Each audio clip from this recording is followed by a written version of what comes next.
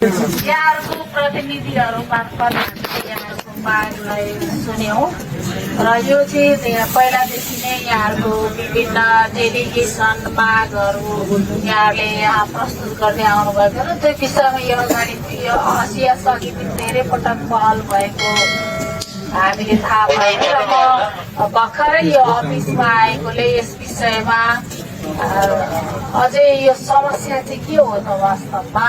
भन्ने कुरा राम्रोसँग हामीले थाहा पायौँ भने समाधानतर्फ हामी लाग्न सक्छौँ र यहाँहरूलाई एकदमै संयमित भएर कोरियाले प्रदान गरेको जुन रोजगारीको अवसर छ यसलाई बढीभन्दा बढी हामी उपयोग सबैजनाले लाभ लिन सकुन् उपयोगी बनोस् भन्नेमा हामी अत्यन्त संवेदनशील छौँ र यसको लागि यहाँहरू पनि त्यत्तिकै संवेदनशील बन्नुपर्ने जरुरी हुन्छ र यो हाम्रो देशभित्रको नियम कानुन र प्रणालीले मात्रै यसमा भूमिका खेल्दैन। यसमा चाहिँ दुई देश बीचको हुने भएको कारणले गर्दाखेरि यहाँहरूलाई जे जुन यहाँहरूको माग छ तिनमा चाहिँ हाम्रो आफ्नै मात्र आन्तरिक निर्णय अथवा हाम्रो इच्छाले मात्रै पनि नहुने भएको कारणले गर्दाखेरि यहाँका मागहरूलाई पहिले पनि सम्बन्धित निकायमा पुर्याएको पाइन्छ र अब हामी पनि आफ्नो तर्फबाट बढीभन्दा बढी हाम्रो भाइ बहिनीहरूले जाने अवसर पाउनुहोस् र अहिले जुन गजललाई यहाँले हामीले पनि यो अनुसार पाए हुन्थ्यो भन्ने आशय व्यक्त गर्नुभएको छ र त्यसमा के गर्न सकिन्छ कस्ता कस्ता खालका समाधानका उपायहरू अपनाउन सकिन्छ त म यस विषयमा अलिकति अध्ययन गर्नेछु र कहाँ के सम्भावना छ त के गर्दाखेरि चाहिँ हुन्छ त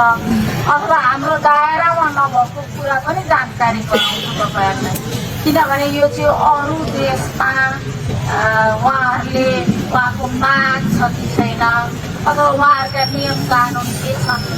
ती कुराहरूमा पनि यसले भूमिका निभाउने भएकोले यो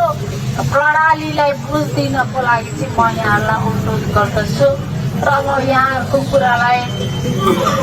माथिल्लो निकायमा राखिदिने सम्बन्धित निकायमा पहल गर्ने काम मेरो भूमिका हुन्छ र यो इपिएस शाखाको कामको दायरा कति हो भन्ने कुरा पनि तपाईँले बुझ्नुपर्छ। यहाँहरूलाई परीक्षा लिने त्यसको विवरण उता पठाउने र एलसी आइसकेपछि तपाईँहरूलाई पठाउनको लागि पहल गर्ने भएकोले अहिले जुन जान परीक्षा दिन पर्खाइमा हुनुहुन्छ धेरै ठुलो समूह छ र उहाँहरू लामो समय भाषाको परीक्षा तयारी गरेर बस्नु भएको छ र उहाँहरूको कर्मलाई पनि बुझेर परीक्षा सञ्चालनमा यहाँले एकदमै सहयोग गर्नुहुनेछ र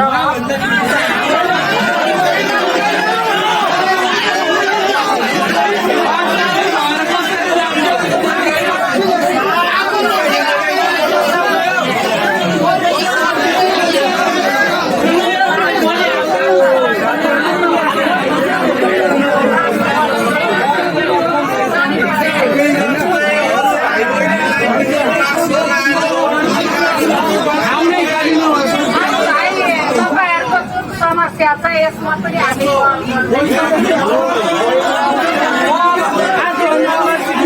यहाँहरूको प्रतिनिधिहरू तपाईँहरूलाई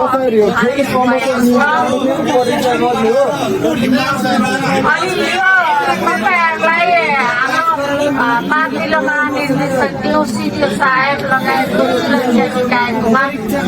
अनि माथिल्लो निकायमा तपाईँहरू संयमित भएर भनिदिनु